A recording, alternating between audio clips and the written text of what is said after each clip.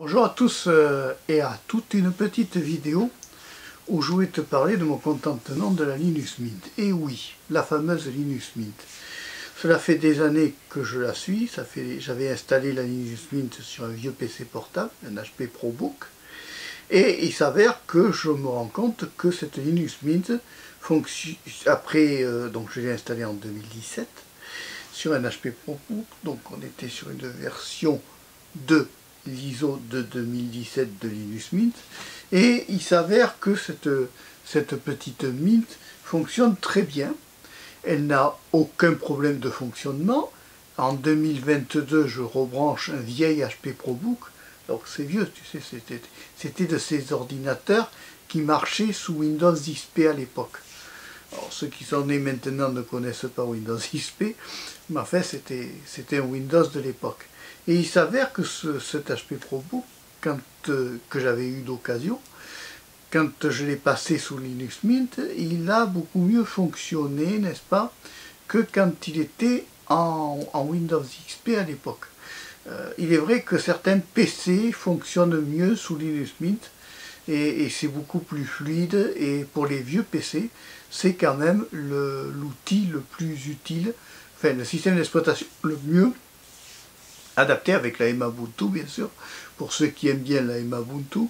Mais enfin c'est vrai que là c'est pratique, tu te mets une Linux Mint sur ton vieil ordinateur, tu sais, celui que tu ne te sers plus, celui qui est paumé au fond du placard, là, dans l'armoire au rebut des oubliés, parce qu'il ne fonctionnait plus, parce qu'il avait soi-disant sauf des problèmes de son, peut-être des problèmes aussi d'image. Tu prends ce vieux PC, tu lui mets une petite Linux Mint et tu vas voir, c'est impressionnant. Ça refonctionne, tu vas voir que ce vieux PC va redevenir un beau jeune homme et que ça va marcher impeccablement bien. Donc il faut y penser, hein. Il ne faut pas hésiter à installer des ISO comme ça de test avec Linux. Et en installant des ISO de test avec Linux, tu vas voir que certains PC vont mieux réagir avec certains OS, et d'autres PC vont moins bien réagir avec certaines OS. C'est important de pouvoir créer une pseudo-pérennité de nos matériels informatiques. On veut nous inciter à aller vers du reconditionné, mais dans le reconditionnement, il y a de tout. À la base, un PC reconditionné est un vieux PC qui a été réparé, qui est parti en panne et qui a été réparé. Là, il est vrai qu'avec la Linux Mint, l'avantage, c'est que tu prends n'importe quel ISO de la Linux Mint, tu l'installes sur ton ordinateur et ça roule. Et c'est ça l'avantage de cette machine-là, enfin de ce système d'exploitation-là, c'est que tu as un truc qui fonctionne bien, qui est complet, qui est fonctionnel, que tu l'installes en un temps record et sans prise de tête. Et ça fait plaisir de voir des systèmes Linux comme ça, qui fonctionnent bien et qui ne posent aucun problème, enfin, aucun problème en quelque sorte, qui ne génère pas de trop grandes difficultés à la personne utilisatrice débutante. Voilà. Ça n'empêche que j'ai quand même un autre PC qui est sous Manjaro, et qu'il y aura un autre PC qui sera aussi équipé de la Linux Mint.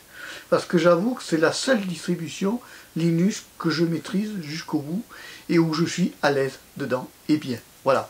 C'est ce que je voulais quand même féliciter tous les développeurs de Linux Mint pour tout le travail qu'ils font, parce que c'est un énorme boulot.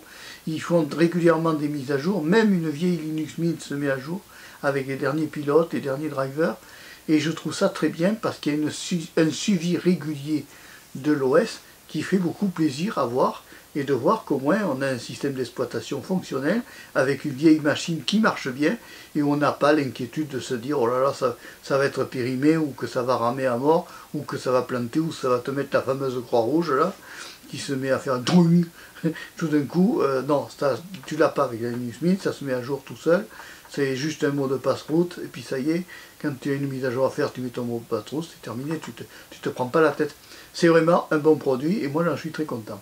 Allez, si tu as aimé qu'est-ce que tu as toi, au fait, comme distribution Linux? Qu'est-ce que tu as adopté comme distribution Linux? Qu'est-ce que tu as installé sur ton ordinateur? Est-ce que tu en es content? Est-ce que tu n'en es pas content? Débattons sur ça. Moi je ne suis pas plus pro Linux Mint qu'une autre distribution.